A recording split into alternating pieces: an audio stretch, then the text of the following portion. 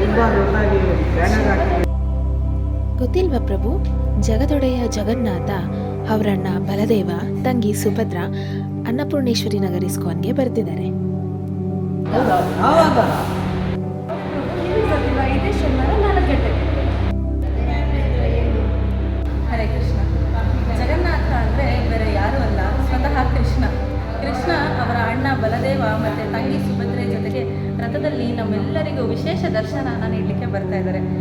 ಜಗನ್ನಾಥನನ್ನು ನಾವು ನೋಡೋದ್ರಿಂದ ಶಾಸ್ತ್ರದಲ್ಲಿ ಏನು ಹೇಳಿದ್ದಾರೆ ಅಂತ ಅಂದರೆ, ರಥೇಶ ವಾಮನಂ ದೃಷ್ಟ ಪುನರ್ಜನ್ಮಾನ ವಿದ್ಯತೆ ಅಂತ ಹೇಳ್ತಾರೆ. ಯಾರು ಜಗನ್ನಾಥನನ್ನು ರಥದಲ್ಲಿ ನೋಡ್ತಾರೋ ಅವರಿಗೆ ಪುನರ್ಜನ್ಮ ಇರೋದಿಲ್ಲ ಅಂತ. ಜಗನ್ನಾಥ ಬಲದೇವ ಸುಭದ್ರೆಯನ್ನು ನಾವು ದೇವಸ್ಥಾನದಲ್ಲಿ ನೋಡೋದಕ್ಕಿಂತ ರಥದಲ್ಲಿ ನೋಡೋದು ಹೆಚ್ಚಿನ ಫಲ ಇದೆ ಅಂತ ಹೇಳ್ತಾರೆ. ಆದ್ದರಿಂದ ಈ ಸುವರ್ಣ ಅವಕಾಶವನ್ನೆಲ್ಲ ನಾವು ಸದುಪಯೋಗ ಪಡಿಸಿಕೊಂಡು ಜಗನ್ನಾಥನನ್ನು ರಥದಲ್ಲಿ ನೋಡಿ ನಮ್ಮ ಪಾಪಗಳನ್ನೆಲ್ಲ ಪರಿಹಾರ ಮಾಡಿ. ರಥಯಾತ್ರೆಗೆ ನಾವು ಬರ್ಬೋದಾ?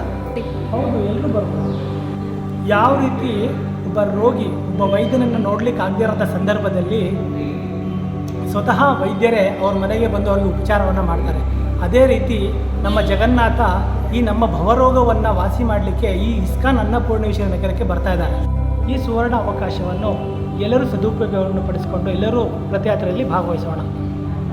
ರಥಯಾತ್ರೆ ಅಂದರೆ ಇಷ್ಟೊಂದು ಮಹಿಮೆ ಇದೆಯಾ?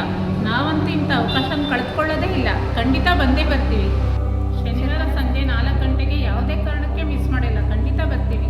ನಾವು ಬರ್ತೀವಿ, ನಮ್ಮ ಕುಟುಂಬದವ್ರನ್ನೆಲ್ಲರನ್ನೂ ಕರ್ಕೊಂಡು ಬರ್ತೀವಿ.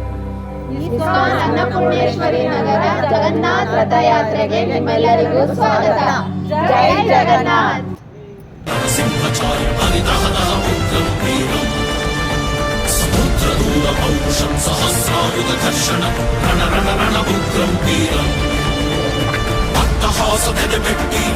ಗುಂಡಿಗೆ ತಟ್ಟಿ ಸಿಡಿದೆಟ್ಟರೆ ಉಗ್ರಂ ವೀರಂ ರಣರಂಗದ ರಣಕಹಳೆಗೆ ರಣಕ್ರೂರರ ರಣಹಂತಕ ರಣತಂತ್ರದ